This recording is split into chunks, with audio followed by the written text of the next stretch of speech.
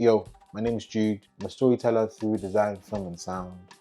And this is Jazz and Azonto. So this is a mini series exploring the juxtapositions as well as the commonalities in my creative practice. And today we're talking about working on impactful work with horrible clients. So impact in this particular scenario doesn't have to be positive or negative. Let's just use it in this case as any shift in the creative zeitgeist. There, that sounds nice.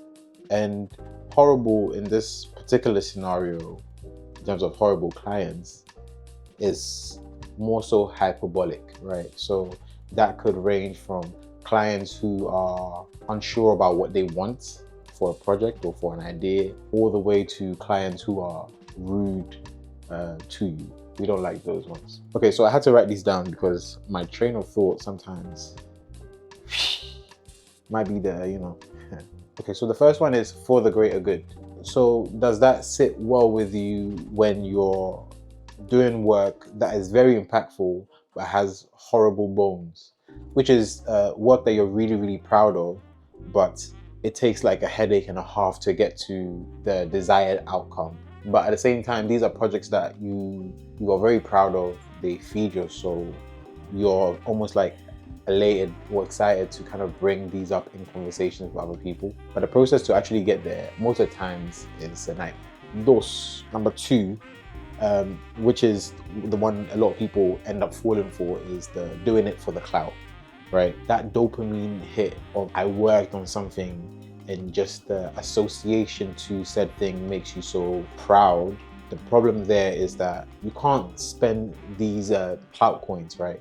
These clout coins are, I guess the best example that comes to mind is that scene in Sinners, spoiler alert, that scene in Sinners where the man goes into the juke joint to spend, but he uses the wooden tokens, right? That's essentially what the whole clout thing, it's like currency that gives you a false sense of wealth, a false sense of, I guess, security that, oh, okay, I worked on this project, therefore I'm going to be fine moving forward, or this is the project that's going to open all the doors. And from experience, those projects are not always the projects that open the doors. The ones that tend to open the doors sometimes are the little things, the things that might not even come up in conversations, or might not even go into like your portfolio per se. So I guess the third happy medium would be somewhere in between, where you are able to do something that impacts the world in a positive way or adds to the creative ecosystem.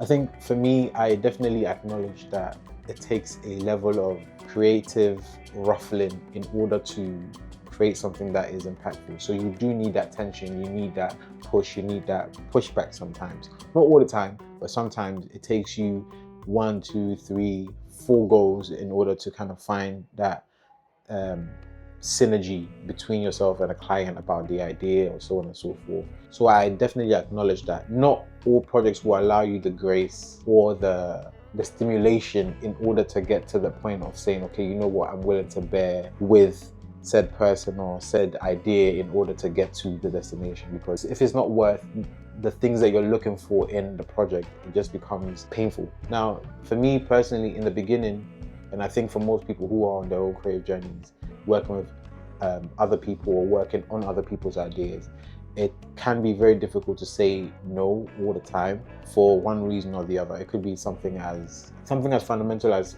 you having to pay your bills will put you in a position where you have to say yes to things that perhaps in many situations you would definitely say no to.